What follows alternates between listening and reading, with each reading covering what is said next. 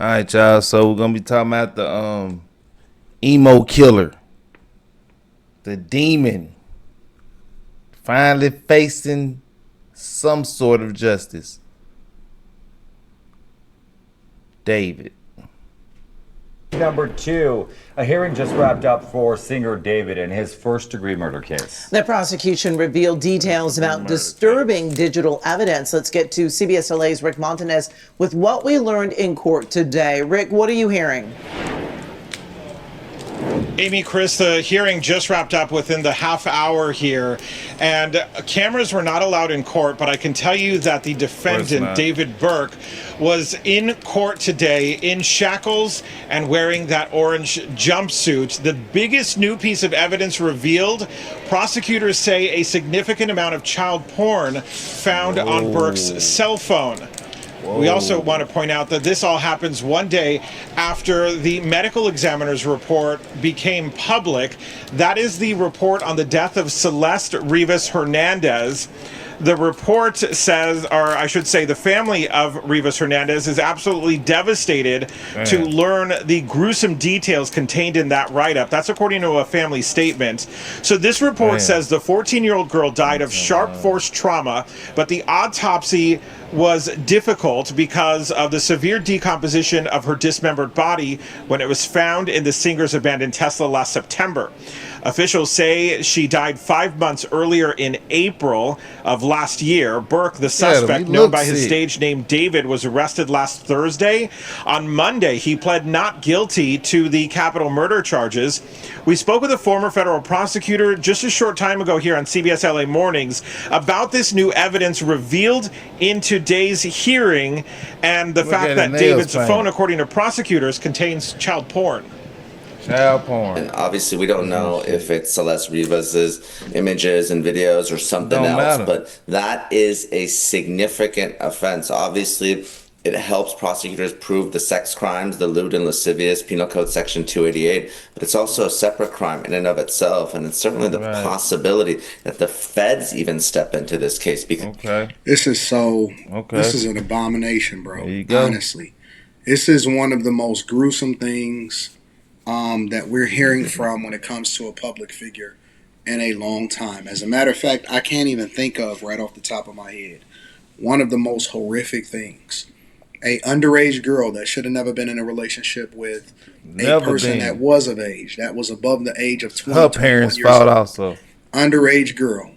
Seems as though the family also knew it. And this is one of the things that we also have to take into consideration. Why are families allowing for overage people to talk to underage people? And then now they found these images inside of his phone, and they're not differentiating and separating and saying if it was her or if it was somebody else, so we don't know. We can only assume. But in both instances, it's horrific. This is so bad, and I would never want anybody's child to be in this type of situation because, you know, I can only imagine, you know, where do you get these type of images? That's the thing. Like, I would be so fearful, regardless if you're a public figure or not, right? I would be so fearful of that ever being on my device or on my phone, or if any metadata was on it or whatever, so on and so forth. I would be terrified of something like that happening and taking place.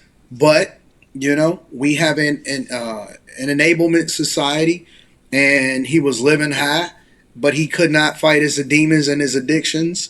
And that translated into when he got money and when he got power, he actually started doing stuff in real life that affected somebody else.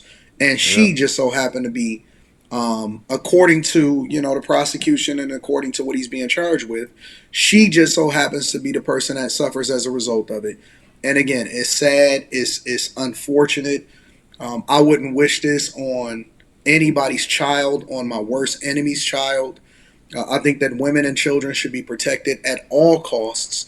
And the fact that this happened to somebody underage and we literally get to see it in real time makes it even more tragic. I don't like it. I hate it. And the more that I see details come out about this case, it's almost like, you know too much, you've seen too much. You know, I wish I was still ignorant about it, but I don't wish I was ignorant about it because we need to talk about at the same time. And this is one of the things I plan on having as a conversation on After Hours tonight. But the point is, it's just horrific. I don't like it. It bothers me. I don't know how he's able to sleep at night. And then, the worst part about the whole situation, if you look at his music and you look at, previous documentation of his concerts, he was having like real funeral processions as props and stuff at his shows. He was having, he did whole songs where he kind of mocked the situation. And it's like, wicked setups. What's wrong with you, bro? Death setups. We need to know about his lineage. I need to know about his parents. I need to know how he was raised. If anybody seen signs of this stuff before. Because, again, I just think that this is horrible. It's horrific. They typically will prosecute these types of child pornography cases. And we also learned from prosecutors that there is a large amount of digital data that needs to be processed and shared as evidence with the defense. So there is a lot that will happen as this case moves forward, but it will be back in court. Both sides will be back in court on April 29th next week, so they can get an update on where they stand with evidence, whether they need more time to prepare for a potential capital murder trial. Also worth noting, today's date, April 23rd, it marks the 1 year since Celeste Rivas Hernandez was last seen alive. Reporting live in downtown Los Angeles, Rick Montanez, CBS LA. Yeah, the details of this case become more and more disturbing. Okay, Rick, thank you for that update. Our top story here at 4. After months of delay here, the cause of death for 14-year-old Celeste Rivas Hernandez is made public. Thank you so much for being with us, everybody. I'm Michael Brownlee. And I'm Kathy Vara. In for Colleen, the teen's remains were found severely decomposed and dismembered inside a car belonging to senior David like a little girl, man. Our investigative reporter Eric Leonard was first to break news of this teenager's death and the recent arrest of singer David. He's live on a newsroom with more of the coroner's report and what police believe happened to her. Eric. Hi, Michael. Well, the medical examiner or coroner says Rivas Hernandez was the victim of a homicide, meaning a death at the hand of another person. The report says there were wounds on her body that suggest she was stabbed and that stabbing was the likely cause of her death.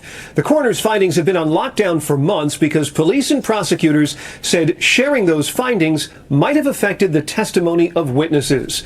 And a pop singer known as David, whose legal name is David A. Burke, seen in court Monday, is expected at another hearing tomorrow in downtown L.A. This must be the only footage before they actually locked them up, because it looks like they're all using it because there's no cameras in the courtroom. So we might get some sketches, hopefully. But I really don't even see this case going that far. I mean, it's pretty self-explanatory. And that's where a judge will likely set a date for a preliminary hearing. That's when prosecutors will have to provide a summary of the evidence in the case to a judge, who will then decide if there's enough proof of murder to hold a jury trial.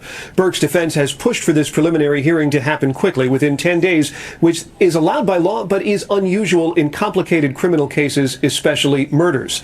Now, back to the medical examiner's report. It says there were 2 penetrating injuries in Celeste Rivas Hernandez's chest, one made front to back, the other left to right.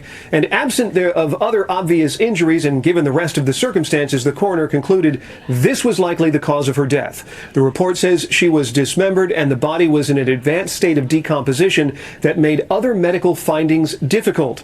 The remains were found in that Tesla sedan registered to David. It had been impounded from the Hollywood Hills last September. According to the criminal complaint, LAPD detectives believe she died April 23rd, 2025, exactly 1 year ago tomorrow. Or 4 months and 2 weeks before she was found. The criminal case says investigators also believe her body was dismembered in early May 2025. That would have been about 2 weeks after her death. Now, the judge in the criminal case ordered the coroner to make this autopsy public, which is why we're seeing it now.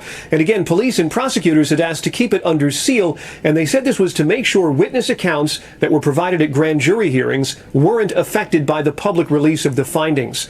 Burke's defense lawyers, we should note, have said he's not guilty of murder and that he's not responsible for Rivas Hernandez's death as well. I'm investigative reporter Eric Leonard, NBC4 News. Back to you. Eric, thank you. NBC4 will have continuing coverage on this case, both on air and online, and right now on NBCLA.com. Again, I think it's just horrific. You know, usually the words that I use to describe something is unfortunate. In this case, it's not unfortunate, it's horrific. And imagine if he was halfway smart enough to actually do something else with the body to where she was never able to be found. right? To where you wouldn't be able to identify who this person is. It's a possibility he could still be on tour, selling out tickets, meeting people, and maybe even plotting on what his next victim was because he would feel more comfortable, with this whole situation. And that is the part that really, really would bother me, because we don't even know how many monsters are still out here running around. He just so happened to be the one that got caught because he was stupid and dumb at a younger age to be able to do so. And so, again, prayers up for the family. Prayers up for everybody that could be affected by this. Make sure you guys tap into Patreon. Link is in the description. We out. Teach Henley, 40% off your first order, 20% off.